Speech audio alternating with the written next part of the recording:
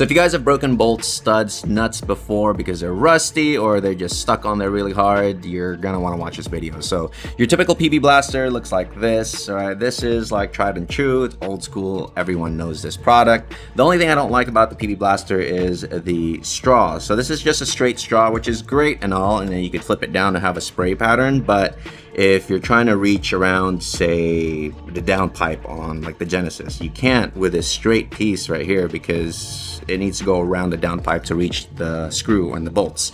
So this right here, I didn't even know that WD-40 had a penetrant. Now, don't try to use regular WD-40 to break bolts because they don't work as good as, say, the PB blaster, but they have their own penetrant, and I didn't know this, but they have this little straw thing that bends.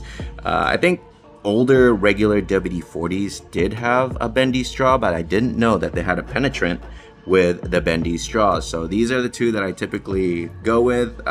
If I don't need the bendy straw, then I'll use the blaster right here. If I need the bendy straw, I go with this guy right here, but it's good to have both just in case, and it's absolutely worth it to buy these guys because breaking exhaust studs, like say on your turbo, sucks because that could mean, you know, it could be a 5-minute job or it could be a 5-hour job, and this makes the difference.